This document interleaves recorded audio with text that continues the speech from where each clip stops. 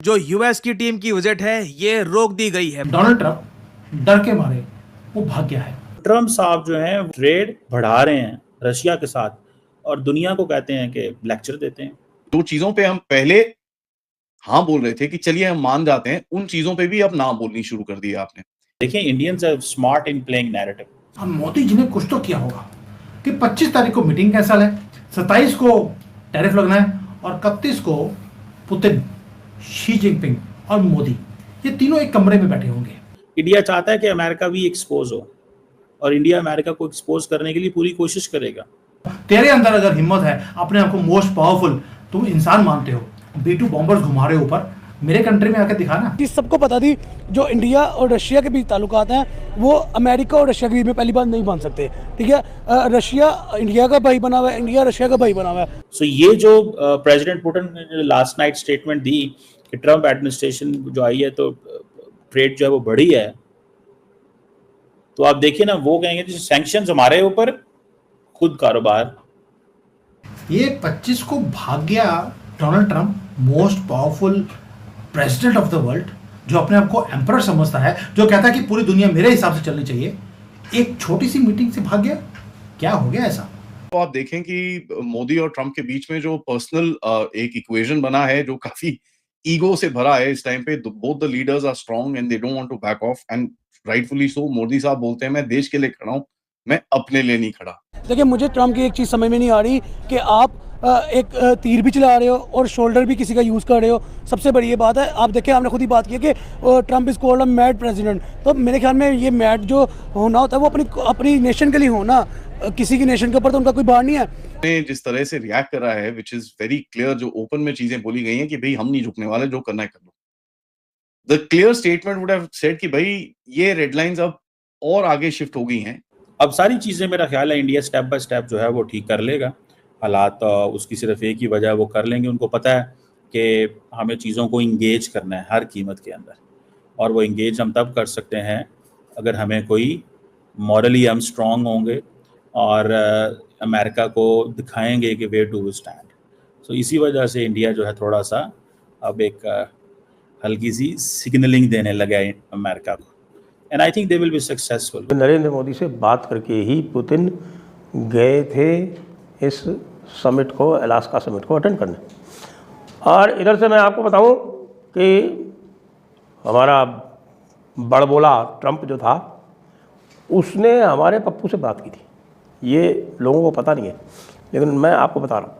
आप देखिए कि Ukraine, I think Ukraine Russia की जब वॉर स्टार्ट हुई थी तब से इंडिया रशिया के साथ ऑयल की ट्रेड कर रहा है और कहते हैं कि ओके बगैर रुकावट के कर रहा है, करी जा रहा है, लाइक करी जा रहा है। जो उसके अंदर अमेरिका ने उनको रोका, उसके अंदर ट्रंप ने उनको इतनी धमकाया, उसके बाद ट्रंप ने टैरिफ लगाए, ट्रंप ने कहते हैं ना कि वो आंखों में आंखें डाली, लाइक इतना कुछ ट्रंप ने किया।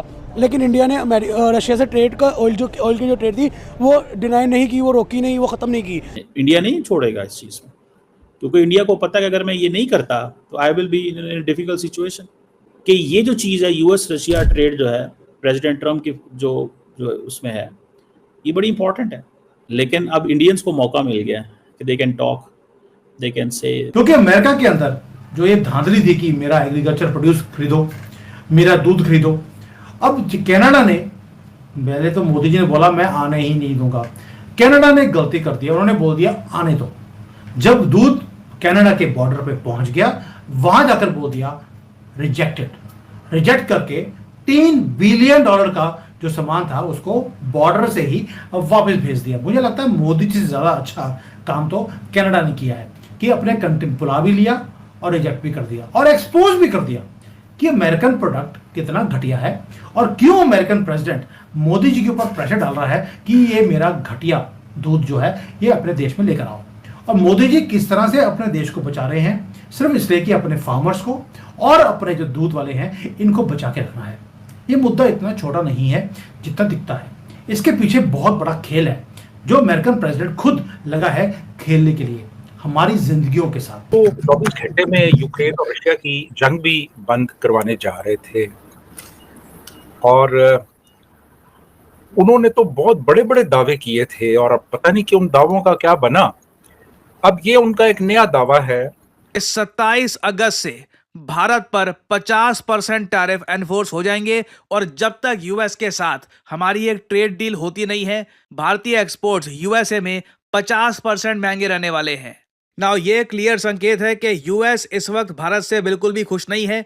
उन्होंने कहा कि रशिया से ऑयल मत लो, तो मोदी ने कहा आप यूरेनियम क्यों ले रहे हैं? ठीक वहां पर फंस गए। जब निरुत्तर हो जाते हैं, इन्होंने कहा कि ठीक है अगर हम यूरोपियन यूनियन की तरफ से करा देंगे, आपके ऊपर हम सैंक्शन लगा रहे हैं 25% का। मोदी ने कहा ठीक है 5% रेट तुम्हारे पास है, उसके ऊपर लगा दो। मजादार क्या बात हुई, अमेरिका के अपने जज ने इनके जो ट्रेजरी सेक्रेटरी बेसेंट है उनसे पूछा कि भाई ये टैरिफ का अल्टीमेट चार्ज कौन क्लियर करेगा? एंड बेसेंट बगले भाग रहा था, आ कर रहा था। तो the person still levying pressure on the Besant.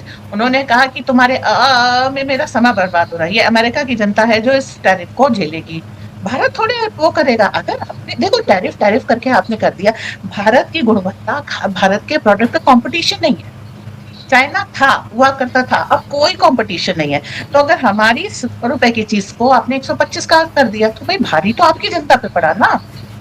मैंने तो 100 रुपए की चीज 100 रुपए में बेची और मुझे 100 रुपए ही मिलने, मेरे 100 रुपए कहीं नहीं जा रहे।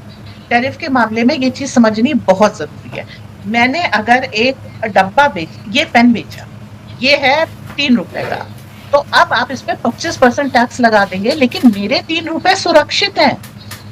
जो मेरा 100 पेन का ऑर्डर था वो सुरक्षित है, जो मेरा प्रॉफिट था वो सुरक्षित है, मेरी फैक्ट्री सुरक्षित है। असर किसके ऊपर पड़ा? जिसको 3 रुपए का पेन महंगा पड़ा। तो आप भारत को सजा नहीं दे रहे हैं, अल्टीमेटली आप अपने कंज्यूमर को सजा दे रहे हैं। अब मुद्दा यहाँ पे ये था कि जो वर्ड इंडिया का जो बेनिफिट आता है पुतिन के अलास्का जाने में समिट के अंदर, वो ये आता है कि इंडिया के ऊपर टैरिफ जो लग रहा था वो एक किस्म का कम हो जाता है या ख़त्म हो जाता। लेकिन अनफॉर्चुनेटली वहाँ पे जाके जो समिट होता है वो अनसक्सेसफुल हो जाता है।